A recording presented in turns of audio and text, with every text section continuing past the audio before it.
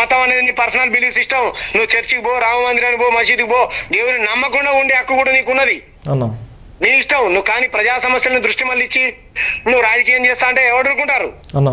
ఖబర్దార్ బీజేపీ గుండాలు ఈ రోజు మీరు క్రైస్తవులను చంపుతాం, దళితులను చంపుతాం, ముస్లింలను చంపుతాం అంటే ఎవడు ఊరుకోవడానికి సిద్ధంగా లేదు. ఓ పనికి మళ్ళీ ఛానల్ జర్నలిస్ట్ పెట్టుకొని ఇండిపెండెంట్ జర్నలిస్ట్ అంటే ఎలా ఉండాలి? ఇద్దరు వర్షన్లని కనుక్కోవాలి. మీరు పర్టికులర్ గా పలానా పార్టీకి ఏమైనా పనిచేస్తారా? ఈ జర్నలిస్ట్ అంటే అందరి కోసం పనిచేస్తారా? కొంతమంది ఛానల్స్ పెట్టుకొని కేవలం నరేంద్ర మోడీ గారి పరిపాలన అభివృద్ధి అని చెప్పుకుంటూ మిగతా పార్టీలను దూషిస్తే అవి బీజేపీ కార్యకర్తల ఛానల్ అవుతాయి, కానీ ఇండిపెండెంట్ జర్నలిస్టుల ఛానల్ ఎలా అవుతాయి? ఇండిపెండెంట్ జర్నలిస్టులు కూడా వాళ్ళు మతాన్ని గురించి ఎంత రెచ్చగొడుతున్నారు. మీరు ఒక ఇండిపెండెంట్ జర్నలిస్ట్ పైన కూడా మీరు మాట్లాడారు. అసలు ఎస్సీలు అంటే వ్యభిచారులు అనేటువంటి ఎక్కడ చెప్పి చూడు ఎంత. అదే అడిగాను, మా తల్లి మహానుభావురాల మా ఎస్సీలు వ్యభిచారం చేస్తున్నారు అని అంటున్నావు కదా, ఎక్కడ వ్యభిచారం చేస్తున్నారో చెప్తే పోయి మా తల్లుని నేను కాపాడుకుంటా అని చెప్పిన. అంటే నేను అనలేదు, నేను చెప్పు తీసుకొని కొడతా అంటది, నన్నే చెప్పు తీసుకొని కొడతాదంట.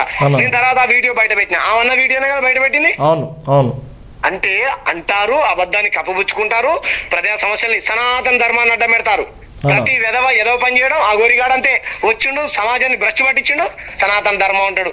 వాడు ఇంకోడు డేరా బాబా గారు సనాతన ధర్మం అన్నాడు, వాడు సమాజాన్ని భ్రష్టు పెంచాడు. నిత్యానంద స్వామి సనాతన ధర్మం అన్నాడు, వాడు భ్రష్టు పట్టించాడు. ఏదో చిన్న జీరు కూడా సనాతన ధర్మం అని నా సమ్మక్క సారక్కలను తిడతాడు. అంటే సనాతనవాదం అంటే ఇతర కులాలను దూషించడం, ఇతర మతాలను దూషించడం, ఇతర పరమతాల మీద ద్వేషం నింపడమా? చెప్పండి. బీజేపీ ఆర్ఎస్ఎస్ వాదులు చెప్పాలి. సనాతన ధర్మం అంటే ఇది కాదా? వసుదైక కుటుంబం అంటున్నారు కదా. ఎస్, వసుదైక కుటుంబం అంటే భారతదేశంలో ఉన్నటువంటి క్రైస్తవులు ఈ దేశస్తులు కదా. బ్రిటిష్ వాడు ఎప్పుడు వెళ్ళిపోయారు కదా, ఇప్పుడు ఉన్నాడా? బాబరు, అక్బరు ఇప్పుడు ఉన్నారు వాళ్ళు. ముస్లిం రాజుల గురించి చెప్తారు కదా, పొద్దున్న లేస్తే ముస్లింలు అలా చేశారు ఇలా చేశారు, వీళ్ళు చేసిన అరాచకాలు ఏంది?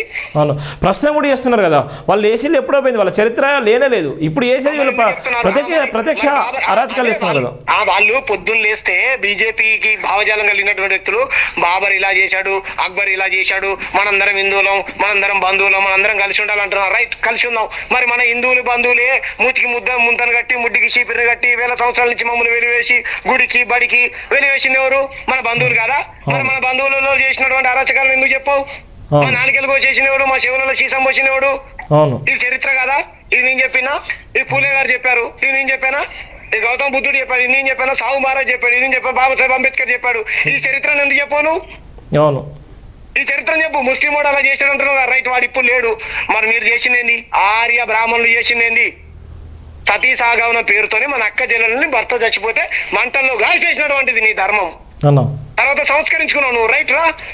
నీ ధర్మం పట్ల మాకేం కోపం లేదు. నీ ధర్మం పేరుతో ఇంకో అణచివేస్తా అంటే ఖబర్దార్, హెచ్చరిస్తున్నావు ఈ సందర్భంగా మేము. ఈ దేశంలో ఈ జాతీయ జెండాని గౌరవించాలి, క్రైస్తవుడైనా హిందూ అయినా ముస్లిం అయినా. ఈ దేశంలో భారత జవాన్లను గౌరవించాలి, క్రైస్తవుడైనా హిందూ అయినా ముస్లిం అయినా.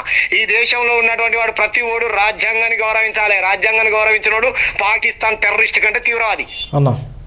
అవునా కదా? ఇప్పుడు రాజ్యాంగాన్ని గౌరవించినోడు ఎవడు? ఏ భావజాలం కలిగినోడు? వాళ్ళే చెప్పాలి సమాధానం. ప్రజలు చెప్తారు, ప్రజలు పసిగడతారు.